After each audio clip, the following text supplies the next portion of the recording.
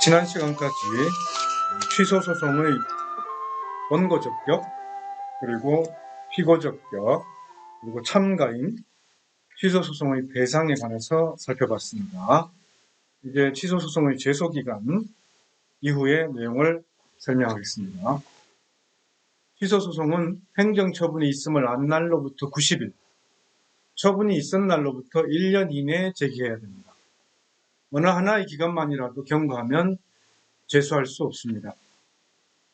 안날부터 90일이라는 것은 통지, 공고, 기타 방법으로 당해 처분이 있었다는 사실을 현실적으로 안날을 의미하며 구체적 내용이나 그 처분의 위법 여부를 알아야 된다는 건 아닙니다. 처분이 있은 것을 안날이라는 뜻입니다. 그래서 적법한 송달일, 고시가 있은 날, 공고가 있은 날부터 5일이 경과한 날, 위헌 결정이 있은 날, 또는 위헌 결정이 있음을 안 날, 재결서 정본을 송달받은 날이 안날이 됩니다. 대부분의 경우에는 그 행정처분의 송달일을 기준으로 하게 됩니다. 행정청이 행정처분을 하면서 행정심판 청구를 할 수 있다고 잘못 알려줘가지고 행정심판 청구를 한 경우에 제소기간은 행정심판 재결서의 정본을 송달받은 날부터 기산합니다.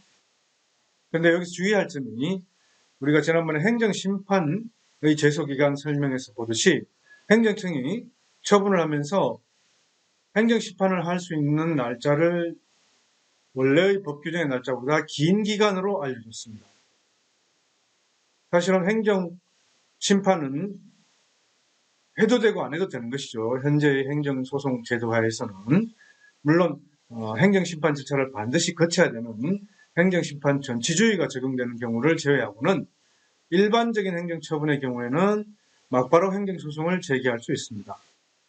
그런데 행정심판을 제기할 수 있다고 알려주면서 그 기간을 좀 긴 기간으로 알려줬어요.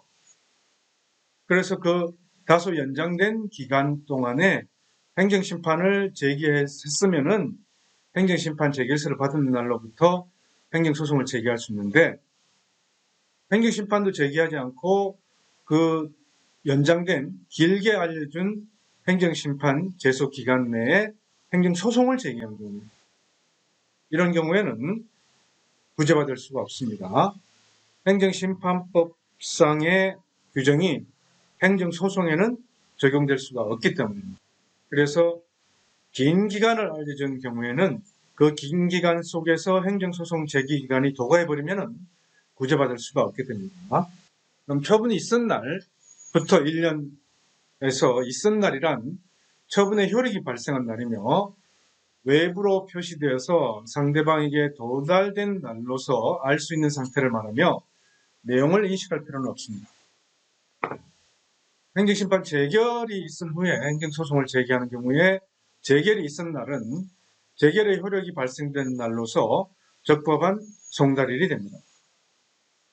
천재지변, 전쟁, 사변, 기타 불가항력 등 정당한 사유가 있으면 1년이 경과해도 제소가 가능합니다. 특히 처분 상대방이 아닌 제3자는 처분이 있은 날로부터 1년 이내에 처분이 있다는 것을 알았다는 특별한 사정이 없는 한 정당한 사유가 있는 것으로 인정될 수 있습니다. 제3자는 당사자에게 내려진 행정청의 처분이 언제 알려졌는지, 언제 송달됐는지 잘 알 수가 없으니까 제3자에게 원고 적격이 확장되는 그런 경우를 말합니다. 그런데 무효 확인 소송에는 제소 기간이 준용되지 않습니다. 그러니까 무효 확인 소송은 언제든지 처분이 있음을 안 날부터 90일, 처분이 있은 날로부터 1년 이내의 기간에 영향을 받지 않습니다. 그런데 무효서는 의미의 취소 소송은 제소 기간을 준수해야 됩니다. 무효 확인 소송을 제기했다가 취소 소송을 추가적으로 병합한 경우에 주된 청구인 무효 확인 소송이 취소 소송의 제소 기간 내에 제기되었다면 추가로 병합된 취소 소송도 적법하게 제기된 것으로 봅니다. 청구 취지를 교환적으로 변경해서 종전의 소가 취하되고 새로운 소가 제기된 것으로 보게 되는 경우에 새로운 소에 대한 제소 기간의 준수는 원칙적으로 소의 변경이 있은 때를 기준으로 판단합니다. 소의 변경과 관련된 판례 같이 살펴보겠습니다. 주석 6번입니다. 원고들은 2009년 12월 11일자의 설립인가 처분의 취소 소송을 제소 기간 내에 제기했다가 1심에서 2010년 5월 24일자 변경인가 처분의 취소를 구하는 것으로 청구 취지를 교환적으로 변경했습니다. 그리고 2심에서 2011년 6월 1일 다시 원래의 설립인가 처분의 취소를 구하는 청구를 추가하는 것으로 청구 취지를 변경했습니다. 취소소송의 대상에서 설명한 걸 지금 기억을 해야 되는데요.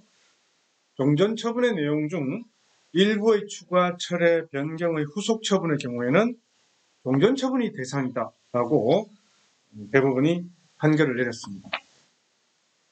그런데 이 사건에서는 2010년 5월 20일자의 변경인가 처분이 났죠.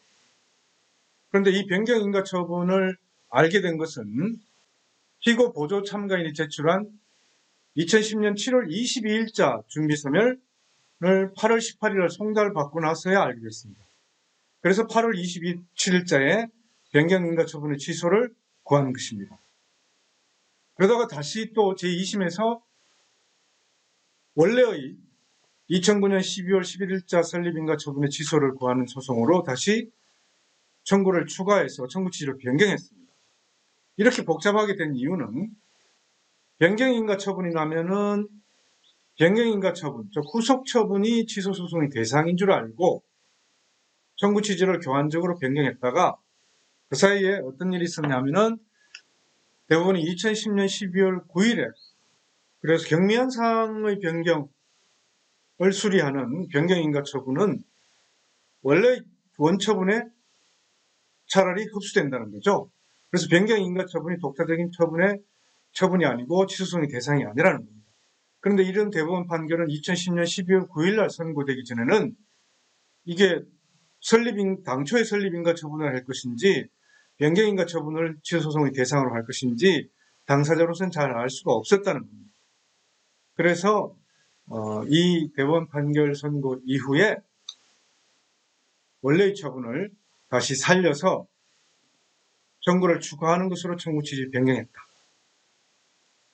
그렇다면은 변경인가 처분에 대한 취소소송의 대상이 되는 것으로 잘못 알고서 한 소위 변경도 제기기간 내에 이루어졌고 또 그 이후에 대법원 판결의 설시에 따라서 종전 처분에 대한 것을 취소소송의 대상으로 해야 된다라고 해서 다시 소송의 대상을 청구를 추가하는 것으로 한 것이라면 원래의 설립인가 처분의 취소 소송이 그대로 남아있는 것으로 해석해주자라는 그런 뜻입니다. 자, 충분히 이해가 됐습니까? 다음 행정심판 전치주의입니다. 행정심판의 전치라는 것은 행정소송의 제기에 행정청에 의한 행정심판 절차를 반드시 거쳐야 한다는 제도를 말합니다. 그러나 임의적 전심 절차로 변경되었죠. 현재는. 다만 개별법으로 반드시 전치 절차를 거쳐야 하는 것으로 규정된 경우가 있습니다.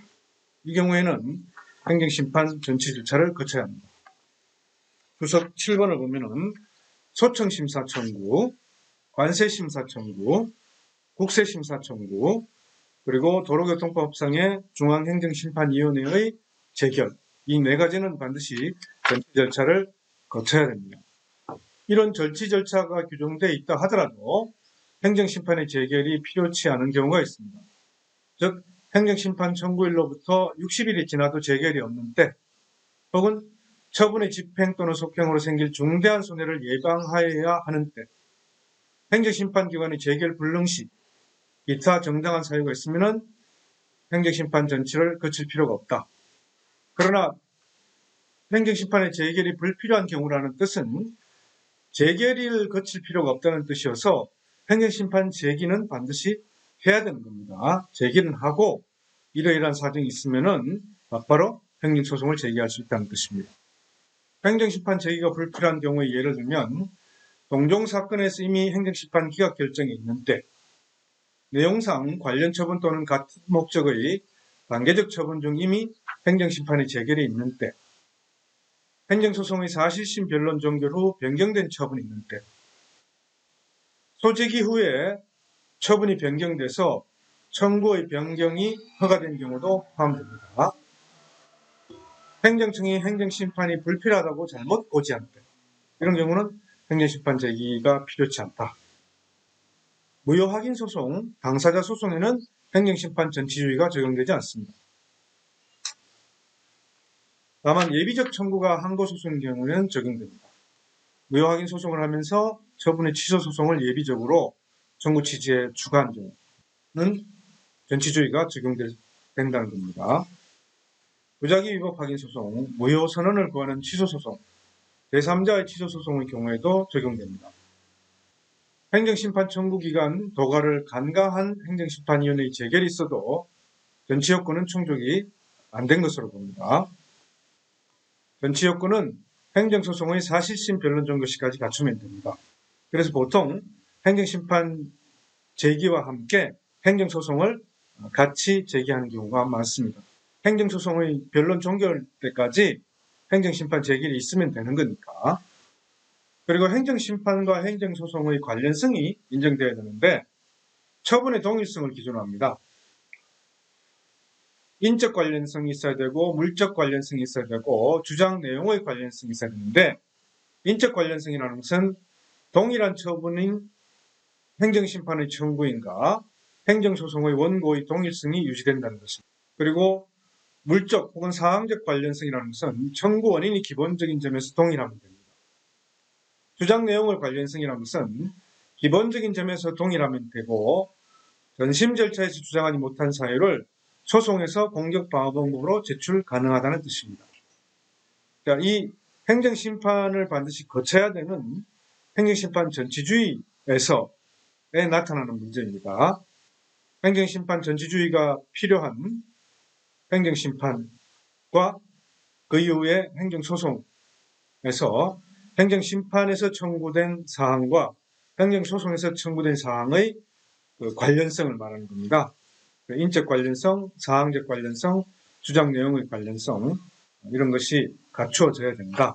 즉 처분이 동일해야 된다. 행정심판과는 전혀 엉뚱한 다른 행정소송을 제기하면은 그 행정소송은 행정심판 전치주의에 위배되는 것으로서 각하된다는 그런 뜻입니다.